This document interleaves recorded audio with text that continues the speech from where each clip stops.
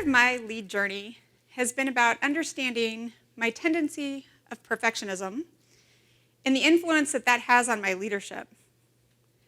I'm still working on giving myself some grace to set that down when it doesn't serve me.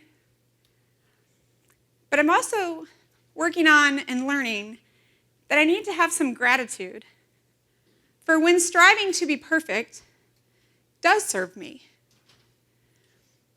like the time it saved my life.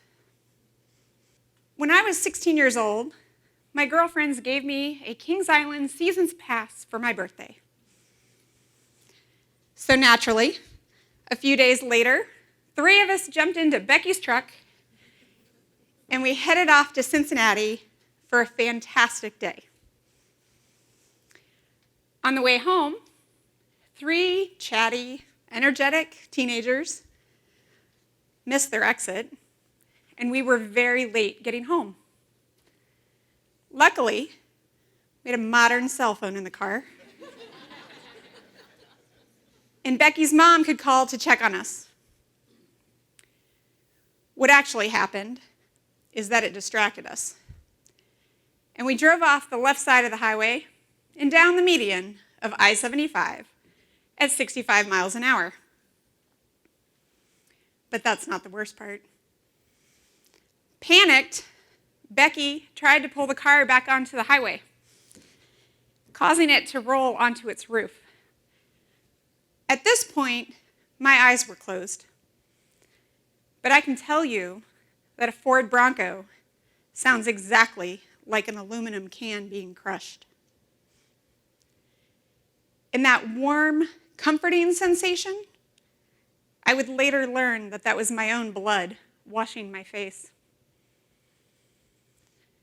We hit the other side of the highway, and the truck started to roll like a barrel, eventually coming to a stop on the driver's side.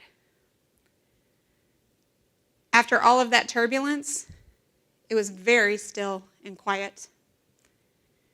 It wasn't until Becky said, "Guys, we've been in an accident," that I knew everybody was okay.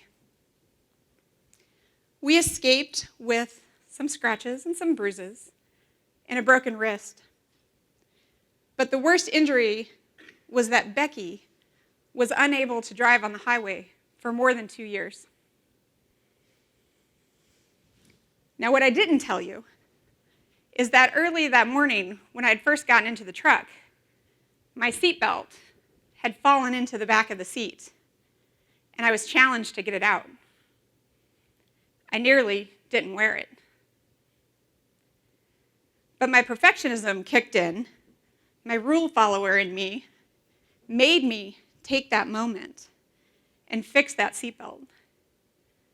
Imagine if I had not made that choice. Imagine the impact on Becky. It takes one neglectful moment of not getting our seatbelt out of the back seat to compromise the safety of ourselves and our fellow associates at OhioHealth. For example, a few weeks ago, we had a fire alarm here at the BAC. How did you respond to that? Were you the first one out of your chair, ready to evacuate the building? Or did you pause, hoping it was a false alarm? Did you immediately head to the parking garage, like you learned in your training? Or did you go back to your office or wait on the bridge because it was cold that day? Today, I invite you to embrace just a little bit of my perfectionism and join me on this safety journey. Lead by example.